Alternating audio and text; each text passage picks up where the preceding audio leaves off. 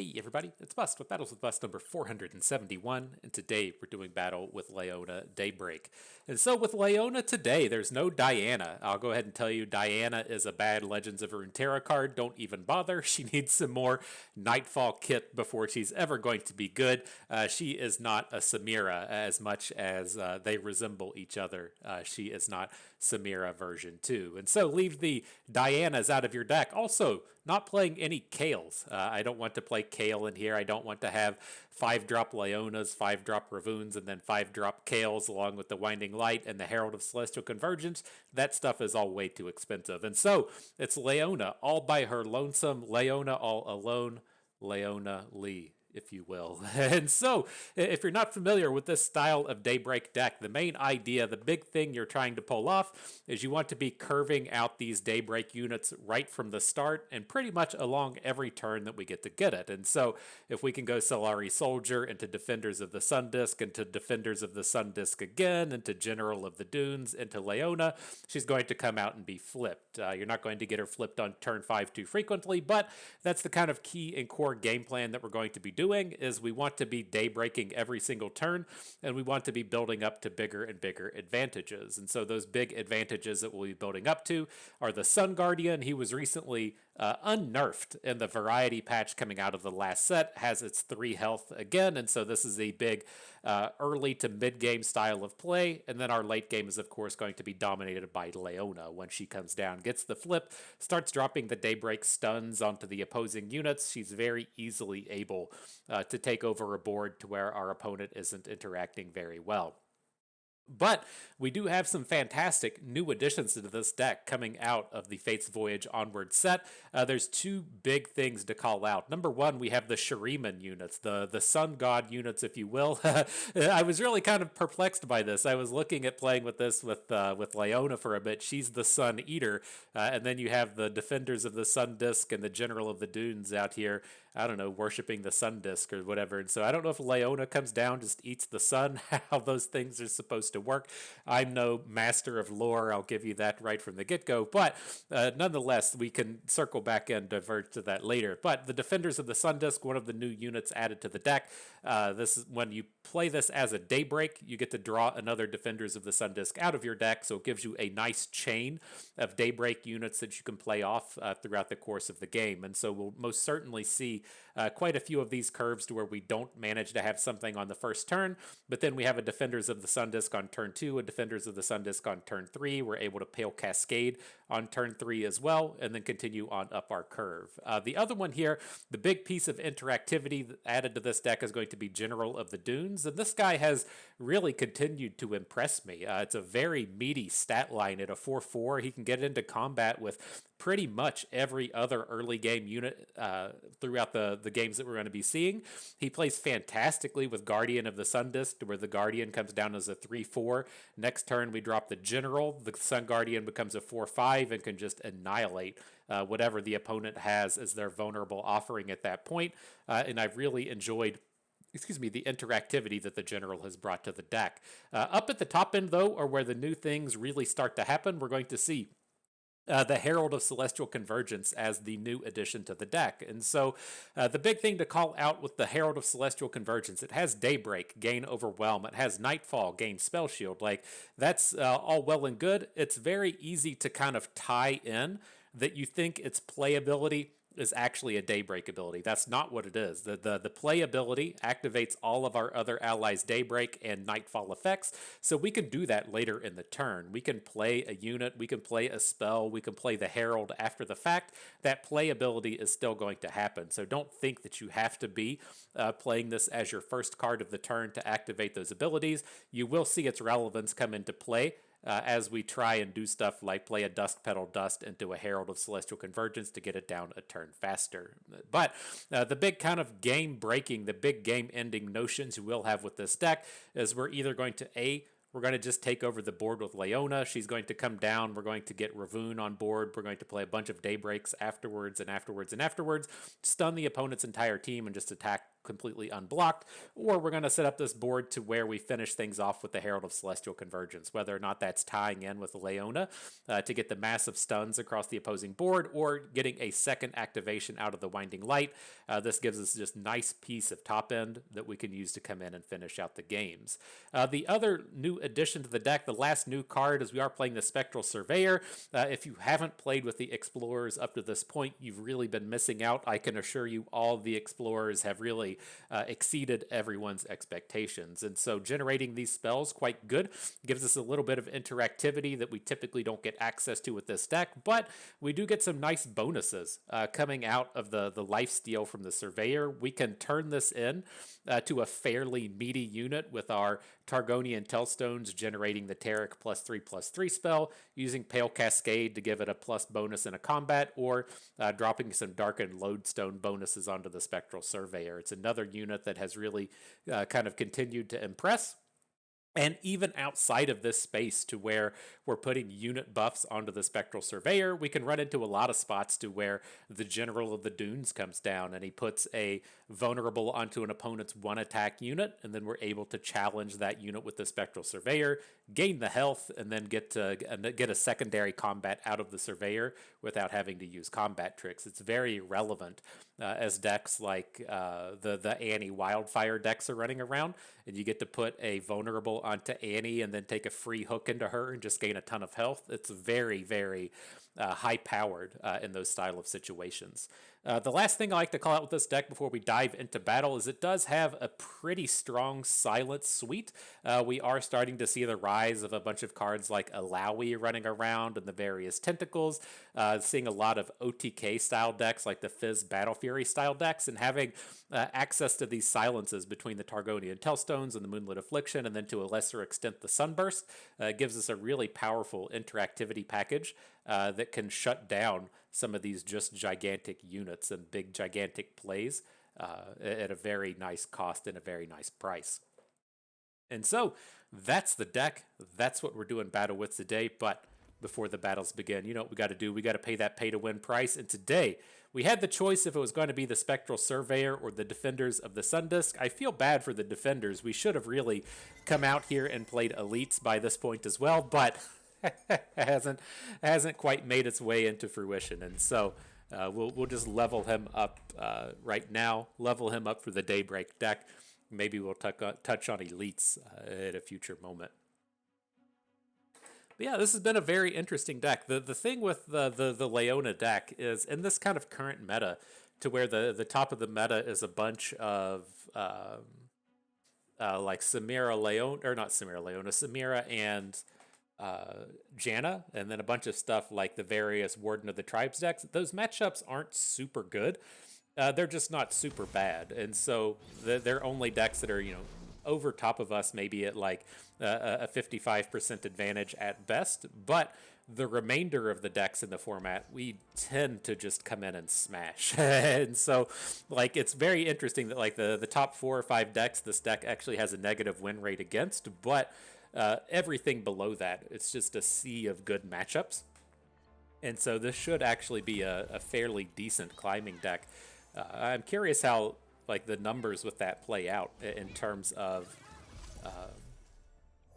as you look at the kind of formats come together, and those top 5 decks are maybe like 35% of the meta. And so if you're like slightly bad against that 35% to be exceptionally good against the remaining 65%, kind of interesting in the space there. But nonetheless, up to battle against Bristlehog here. I'm fine to just get these smaller units on board. Him turning into a 3/3 is going to be kind of annoying. If opponent gets us here with a all-terrain trooper, kind of sucks. But if his ambush isn't all-terrain trooper, then we get a pretty free attack. And then we can just look to build up much more on our next attack token with the Defender and with the Twilight Protector. This is a pretty weak attack, fine to just take it. But right now we can get our Defenders of the Sundisk in this turn. Next turn we can drop the Twilight Protector. We're gonna have some, have quite a bit of size running around on our bros out here. And then this should ideally tie into a space to where we're building up to this turn 6 Ravoon. And so we can play the Twilight Protector here, get all of our units big. Next turn we can Solari Stunhawk whatever his biggest unit is. And then as we cycle back to our turn 6, we can ideally just drop a gigantic Winding Light, hopefully end up the game.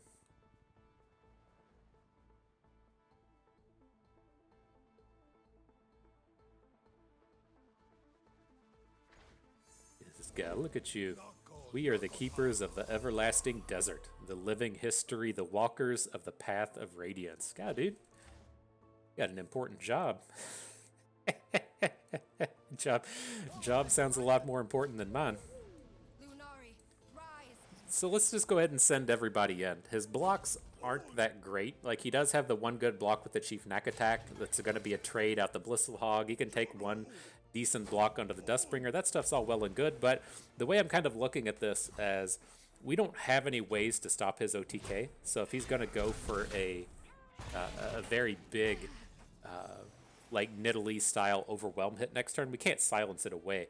And so what I'm looking at here is we really need to end this game on turn 6, and we have a bunch of ways to just come in and build up our board as it is. And so I think we could just like trade all these units away, take some chunk health out of the stat lines that he has on board, and then use that to try and finish him off with the overwhelms on our turn 6. Ooh, cats. Come on, dude.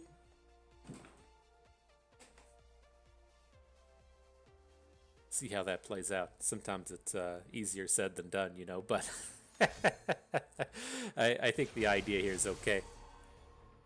Nidalee takes the flip, sure thing, and a changeling. So do we have to like diverge? It's only like one extra stat point getting the Sun Guardian on board, so let's just go ahead and drop the stun onto Nidalee here, and then we'll not have nearly as much to worry about.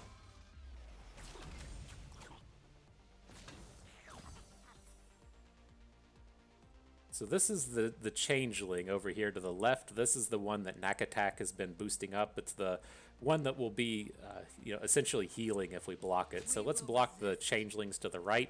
Again, just take away a little bit of that health. Now we can continue to just build up board out here.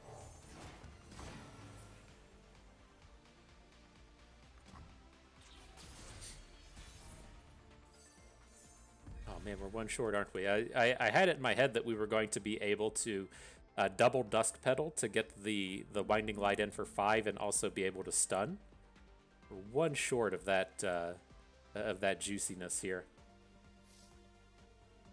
It's a bit unfortunate. Mathematics aren't always my strong suit, you know.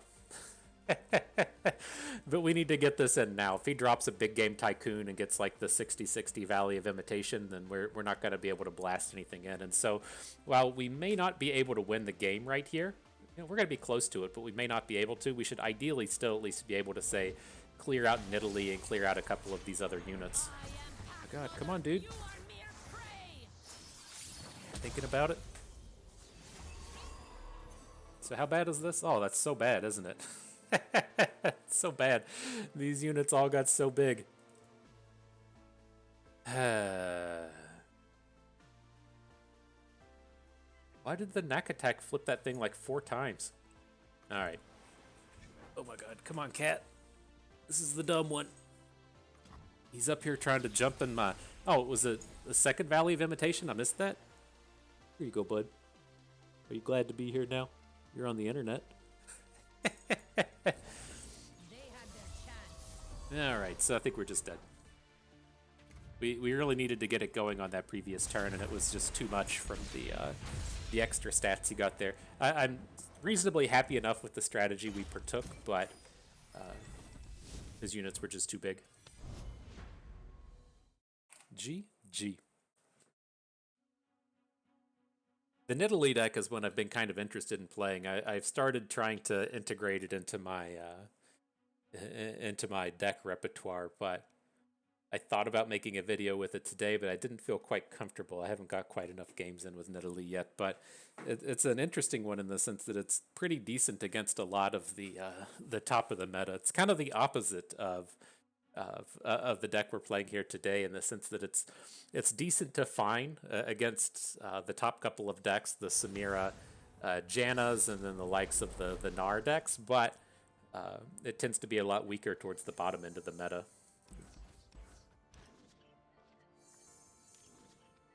All right, though, up against Nilah Janna, pretty good start in this space. Both the Sun Guardians are quite good at blocking all of the brash units and surviving, and I'm definitely on board with that.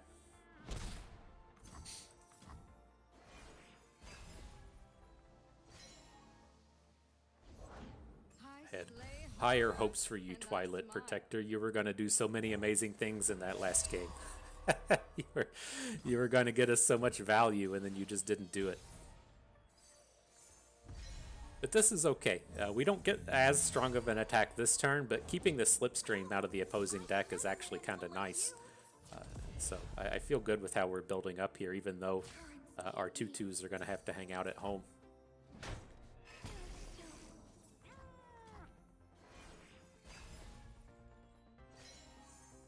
Aw. Negative value. Look at this Defender of the Sun Disk turning up in hand. Not what you want to see. Alright, let's clear out a bit of board. Should be kind of similar to that previous game, to where we don't have too much trouble going into our Winding Light turn on turn 7 and being able to boost a large number of units. It's not really expecting 3-mana removal spells to come in, especially that was just drawn directly off the top. Must feel nice. It's always such like a bummer. Like I feel like when your opponent plays, you know, like 2 Slipstreams in a turn, or they have a big Janna turn, and then they turn that into something off of their or that's what they do to draw gotcha. That's like kind of like fine, whatever. You drew 5 cards that turn, you're kind of due. It's just like whenever they get that like one turn, they drew 1 card and just had the perfect gotcha. It just feels so bad. Make me sad. But let's continue trying to clear out board here. This is still fine. I don't care to shrink these units. We aren't at like a ton of risk of getting blown out here soon, and I think these Wandering Lights are going to do a good bit of work.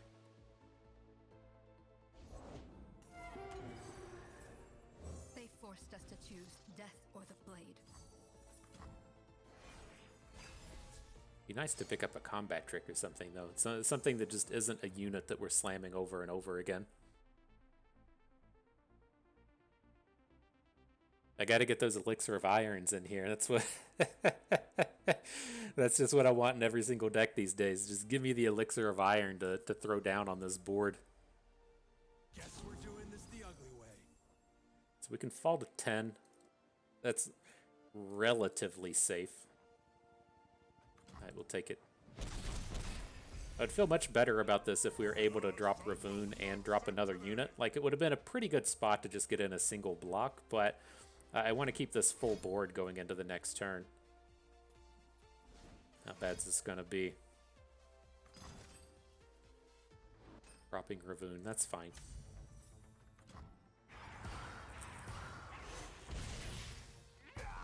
I was like, oh boy, this is gonna be this is gonna be 2 Divine Whirlwinds. Oh my god, that's so fucking brutal. We will be free. So we were so ready to pop off. Losing 3 units on the turn is pretty painful. And now the combat trick turns up. Now it says, oh boy, I'm ready. I'm ready, bust. Let me come out here and enjoy this game. Ugh.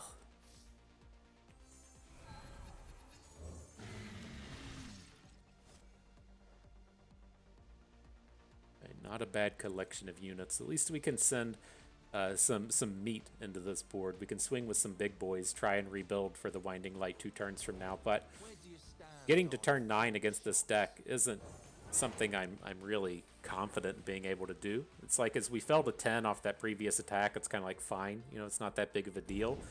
If we're just going to end the game on our next attack, then we're in pretty good shape. But we're about to get domed here. Not. Wait a minute. It's like we really needed that big attack on this turn to threaten these dudes off the board. As we roll into this next attack token, it's just pretty painful for him to still have a bunch of dudes hanging out. Interesting. Didn't have to combat trick.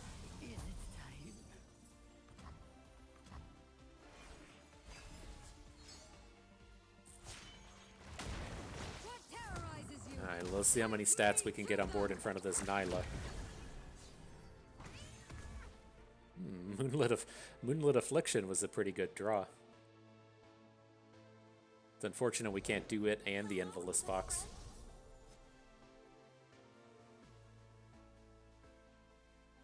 Is that where we want to take it? Yeah, like the Winding Light's not enough to give a bunch of our units brash.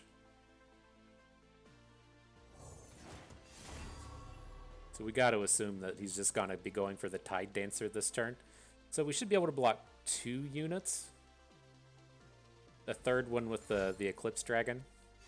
That's not terrible. So we'll get 1 block on the Tide Dancer. We can stop 2 brash units. What are we going to take? Still going to take like 1 million, aren't we? An exuberant flow.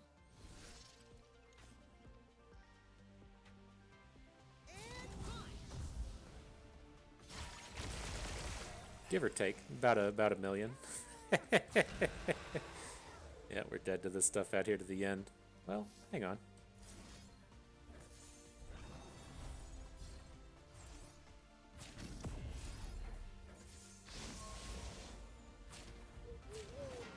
So we can not die, but if we're gonna be real, playing against this deck, we're dead here. It's so easy to have a burn spell. He's already got 5 cards in hand. What? Give it a shot. I've been around. Let's go again.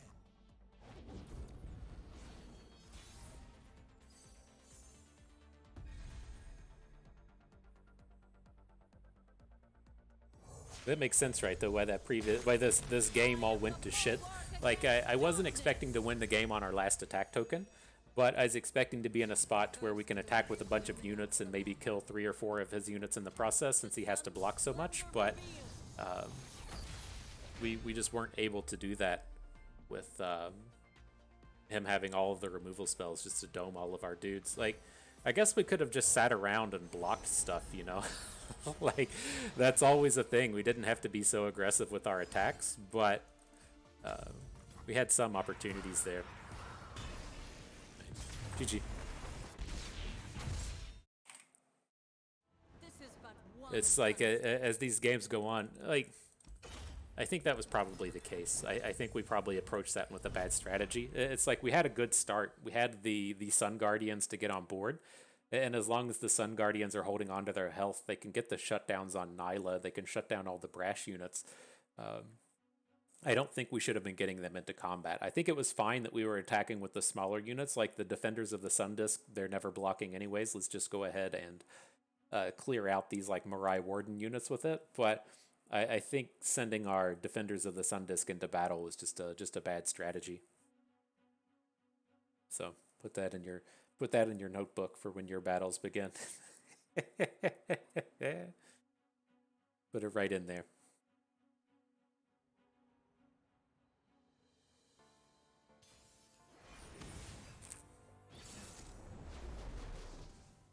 Right. Up against Deep.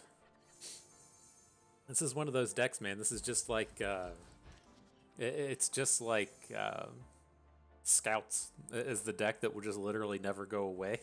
It's so surprising to see Deep come back into action. I take note of it because Deep is always just a horrifically bad matchup for all of the decks that I like to play, and so I'm like never excited to see Deep hit the meta. I think Nick Mix Plays took it up to rank 1 or something here recently. I don't know. I don't know if he changed servers or what. I don't see him on the NA servers, and so maybe it was something old that I saw.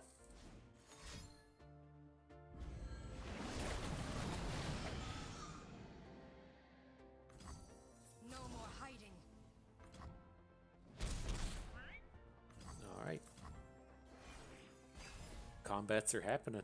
The defenders, they've been turning up. Since we since we turned them premium, they decided it was time to show up in force.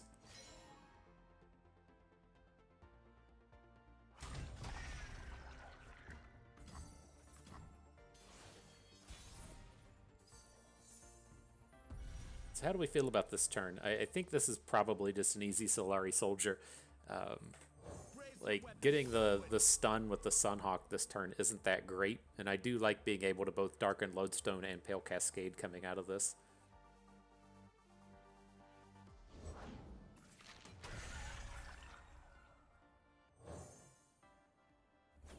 So I'm just going to look to make a bunch of 3/3s.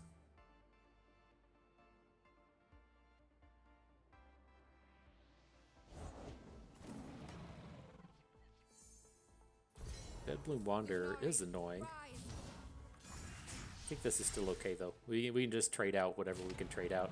I'll kill the Sea Scarab that's to the leftist.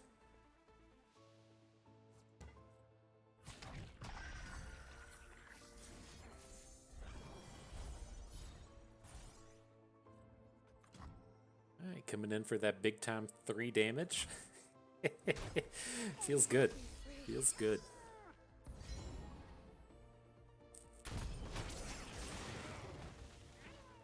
He's at 25 cards left.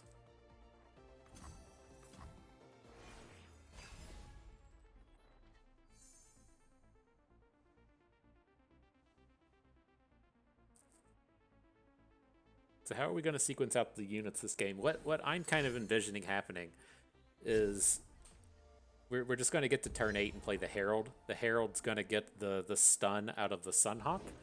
And so we're really just going to be looking at this as a matter of what turn do we play the Sunhawk? Do we want to be aggressive with it on our next turn, or do we want to be defensive with it 2 turns from now? And I don't, now that he's played Mirai Warden, I don't think that we're really going to be in a spot to where the Sunhawk is going to be that great offensively. At least on this round. When we get the double stun out of it, it's a lot better, but I don't think I'm just jazzed about dropping it right now. I serve the Ascendant. You are nothing.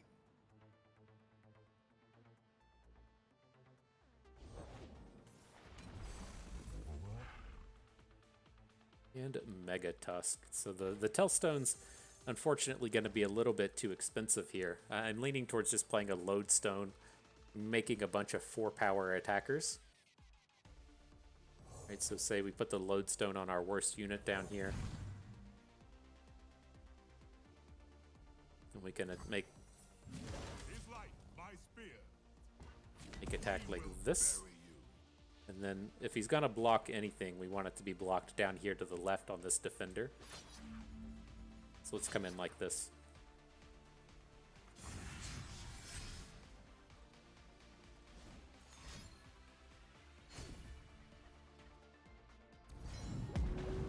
It's deep.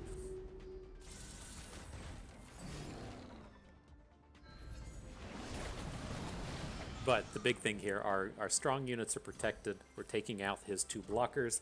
Next turn, we shouldn't be dead. I mean, if he drops Nautilus next turn, then we're probably just dead. But we at least have the stun onto him.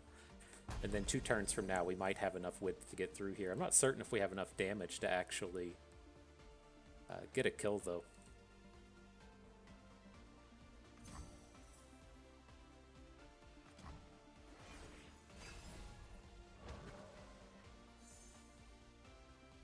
And then Leona's been pretty non-existent in these games. Pretty cool of her to just to never show up.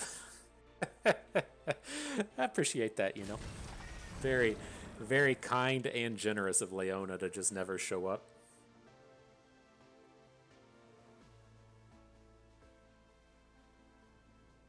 I mean, this isn't a ton of damage.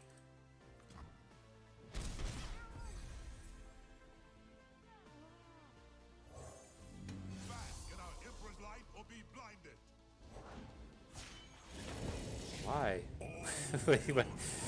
Why wouldn't you play your Nautilus before the combat? That's so strange.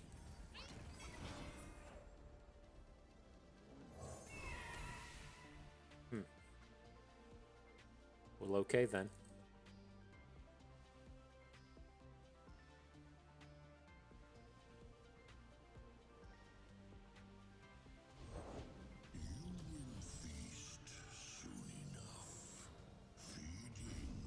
This is looking like another one of these games to where we're just going to be short of actually getting enough damage in. We can get the 2 stuns. It'll hit Nautilus. It'll hit Mega Tusk. We can hook the Sea Scarab out of combat, and I think we just don't have enough damage after that.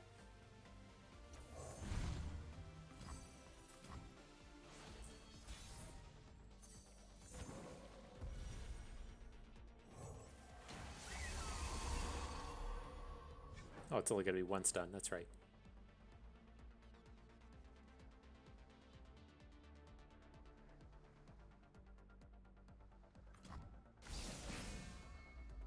But still, it's like even if this combat goes perfectly, we're just still going to be so super far behind.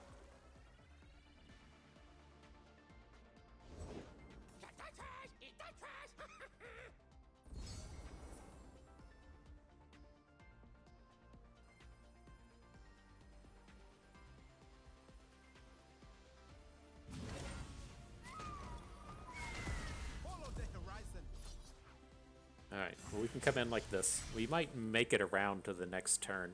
We have a decent hand. I don't have high expectations for what's going on here. Still just dealing with this Nautilus. I mean, when it comes down to it, we can play the Targonian Tellstones for the Cosmic Call things, but doesn't seem spectacular here.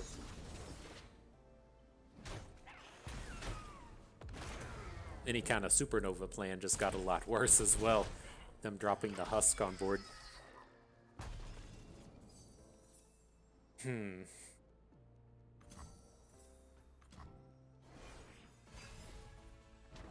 still keep at it though.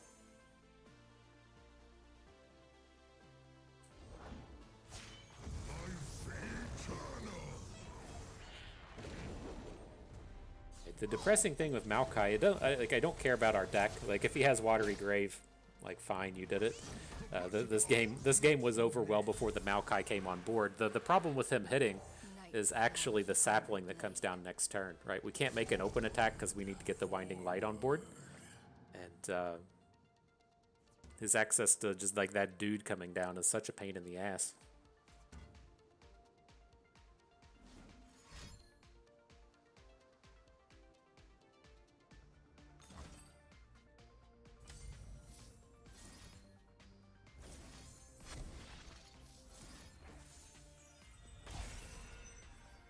Alright, I believe in you, Sun Guardian.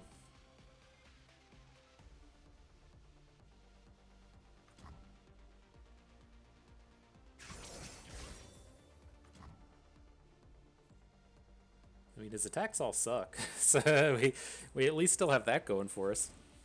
If we pick up the silence can't block thing, that gives us a chance to get a kill next round too. Okay. One-time dealer. What you got for us? That wasn't it. It's worth a shot, you know.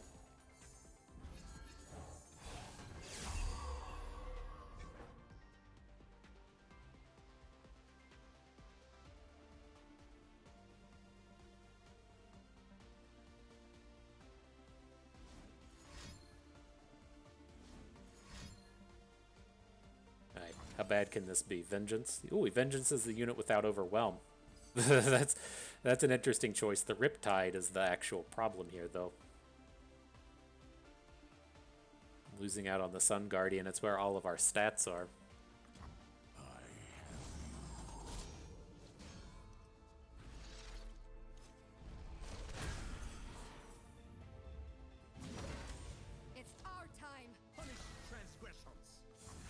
Alright, let's keep sending though.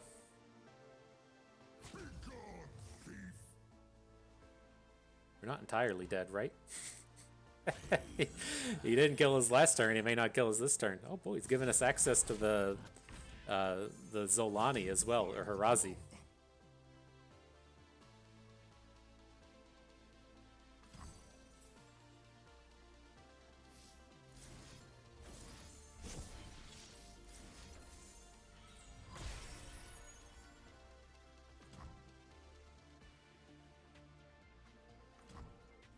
Okay, okay.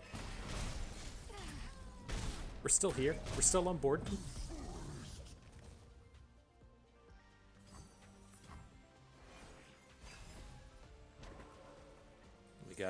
We gotta send the Harazi onto our spectral surveyor so that we get all of those so that we get all of those lifesteal points. That's what it's all about.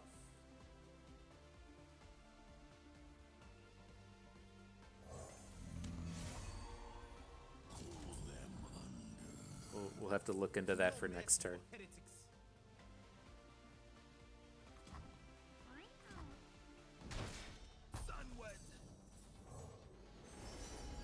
Any of these actually matter? Equipment and landmark shouldn't matter. But I'll take the Explorer's Blunder. The thing that I envisioned that was going to happen this game was that he was just going to drop one of the elusive units and we were going to be a beat too slow for the Explorer's Blunder. And I was like, that's it. That's the way we're going to fail. Didn't come together, though. Our sun will not set today.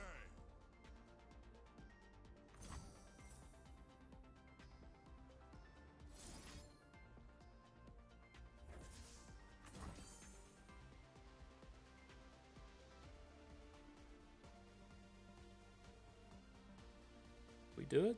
It feels like we're getting pretty close to being there.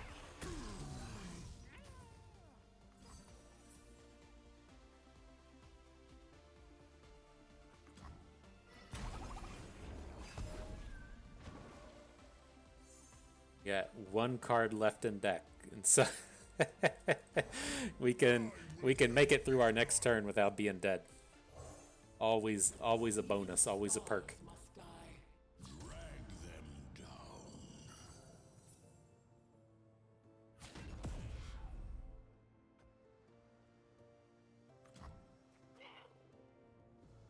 We should have probably just stunned this Nautilus, right? I don't know, that's tough. Maybe it would have been, like, on the next turn, just removing him as a blocker is probably more important. We're never getting killed by the damage here, and so...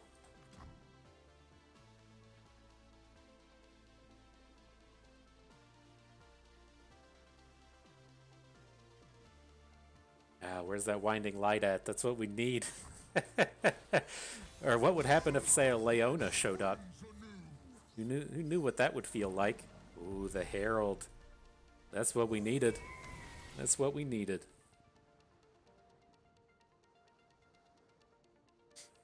So as long as our Ravoon sticks around, we can still give the Herald Overwhelm. That's going to be one of the big things here, as to whether or not that that Ravoon sticks and we get that Overwhelm onto the guy.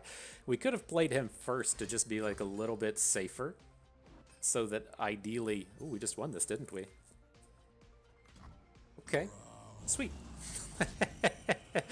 But no, so it could have been a little safer so that we could, like, if we had Ravoon on board, we can still follow up with the bird.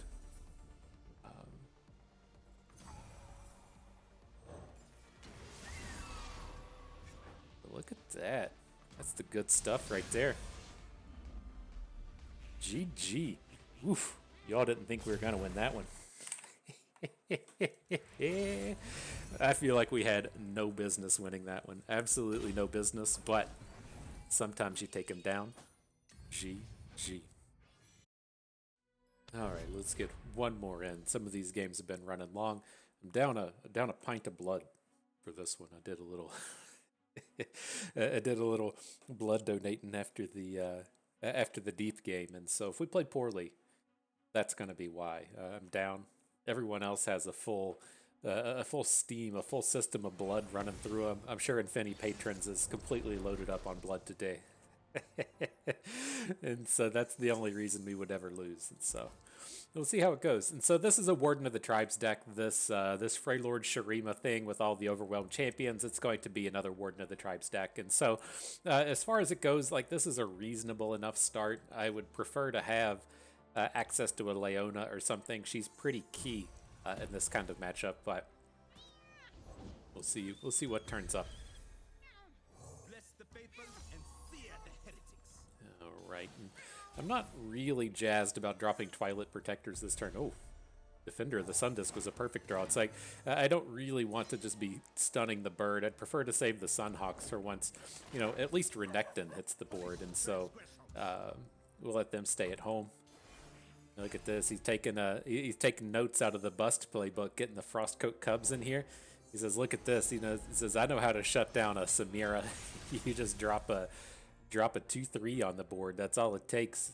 So kind of a bummer here. Probably a reasonable point to start switching into the Sunhawks. We can get up to Leona after this one, since we finally drew her, so we can look to say Sunhawk into Leona if we want. In this upcoming term, I'm a little bit more interested in this Twilight Protector. God, we drew the Defender. That sucks. That sucks a lot. Might as well still just get him on board. Well, maybe these attacks are good enough. We're only, as this board stands, we're only losing 1 unit. The problem is the follow-up unit, right? If he plays like a Renekton or something this turn and we don't get to really make a good attack, like I'm fine with throwing away 1 unit. I'm not fine with throwing away 2 units. And so this just kind of sucks. I think we just have to build up board and see if we can't get a takeover with Leona.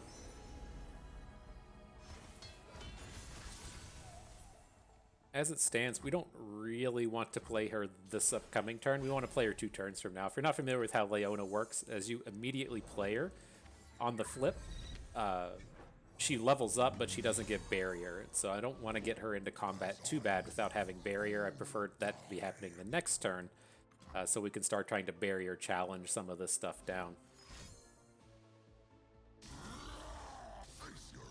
Rough day for her. Right, it's kind of a bummer with the Overwhelm hanging out. Right, you can just replay the equipment somewhere else, but we gotta prevent some of this damage, or we're just gonna get OTK'd next turn. God, that Renekton's a big boy, huh? He says, I'm not taking any damage here. In Ravoon, nice combos. We're probably just gonna be too slow though, but would we prefer to add Ravoon now, so next turn we can try and get double stuns in? It's pretty close. Like, we really need this Winding Light to be popping off, but it's so far away. Alright, let's clear up a little bit of this. And then if he passes, we'll just pass it back. I don't think we need to get overly invested in this. Carry her light across the mountain.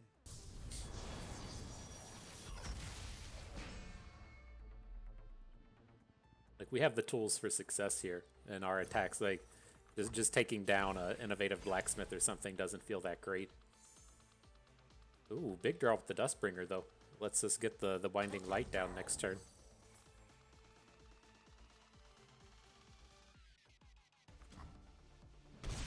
Alright, so I'll just take those damages. I'm a little concerned if we get into that combat, you know, you can start to do stuff, right? And so we can just take a couple of points of damage there and not have it be a big deal.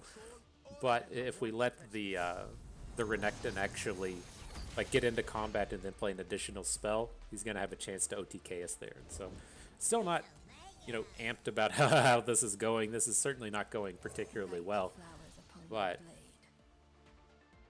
I think that's kind of our best shot. Drops the Cultist. Let's see if the old Warden of the Tribes is going to hit now. We can get in a bunch of stuns this turn. I mean, we have the Ravoon, the Leona, and we have the Solari Sunhawk. Just we didn't quite pick up what we needed in terms of like really comboing here.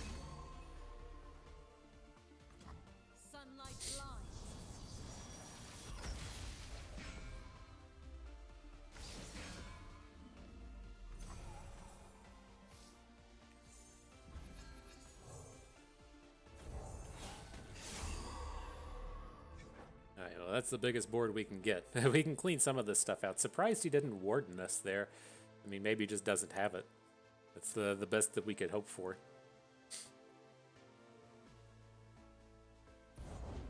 And the thing that concerns me with this is like I want to hook in Renekton. Like this is gonna happen. We're not getting a lethal this turn, so just get that out of your brain nugget. Renekton's the big piece here, and I don't really want to attack with Ravoon, but I mean he's got the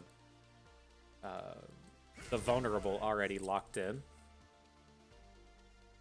So let's just hit with everybody except the Winding Light. We're gonna have to block next turn, so we'll keep the Winding Light at home to make sure we have somebody. Right? The thing that's a disaster here is if we let Ravoon fall down to 1 health, then he goes, cool. I'm just going to hook you into an Overwhelm unit. And so that's likely what's going to happen in the face of this Renekton. Oh, Jesus. Okay. Okay. GG. But that was rough. That was a tough go right there. Our draw just, like, that's essentially that game is one of the reasons why I don't feel like we can really play decks like elites. It's your units are like so statically small that as you run into opposing decks that can just get bigger than you, then you're just like, oh cool, I've got this big board full of units that can't actually do anything. And so it's like the Warden of the Tribes decks are able to do it with all their unit growth between just like the Omen Hawks and the things that are passing out stats, and then even running up against stuff like Janna.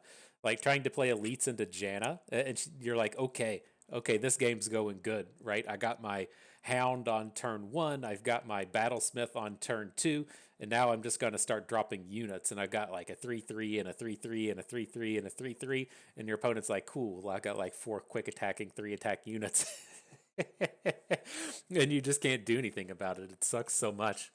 But nonetheless, reasonable set of games. Again, as we kind of mentioned right at the beginning, the thing with this deck is it's not very good against the top of the meta. You can certainly beat all the decks at the top. You can beat the Nilah Jannas. You can beat the Samira Jannas. You can beat the Gnar Warden of the Tribes decks of the world, but they aren't particularly good matchups, right? We got pretty easily dispatched by Infinity Patrons there in that last game, and I think that that's something that you'll come across. Like, you can win that match, but you're not winning it like with a high percentage, right? You're winning it maybe 45% of the time. But the place where this deck really strives is everything below that kind of top 3, top 4, top 5 deck. This can come in and just smash everything below it. And so in terms of being like a good ladder climber, if you're outside of Masters right now, this is probably a fairly decent deck. The meta below Masters right now is extremely varied, and you won't run into those decks with that like high percentage to where this is really a painful match after painful match after painful match. But up in the space of Masters is just much more common to run into the real on-meta stuff. And the real on-meta stuff right now is defined by Janna and decks that beat Janna, and both Janna and decks that beat Janna are quite good against Leona. And so if you are making the climb and you like this kind of deck, I think it's something that you could really come in and look at. And also, as metas kind of change and evolve and new cards are released, it's always going to be worth coming back to this Daybreak mechanic because it's so good at shutting down early game aggression. And so if your opponent is trying to like attack you on curve and you're dropping down units that are just consistently bigger than everything that they're doing, and then they have to deal with a Sun Guardian that continues to grow, like they're definitely going to run into issues with what you're presenting. Like if you're up in like an elites meta or in a meta full of things like Tristana, then this deck can really shine. But in the space right now, it's just not where we're at. And so maybe after the balance patch, maybe after the next set's release, maybe after there's a difference in the meta or something, this can shine. But right now, in the current state of things, I don't think this deck's too spectacular. But nonetheless, still fun. That's all that really matters, am I right? So nonetheless, that is going to do it for us today. So hope everyone enjoyed the video. Hope you maybe learned a thing or two along the way, and you had a good time watching. So this is Bust, and we thank you for being here.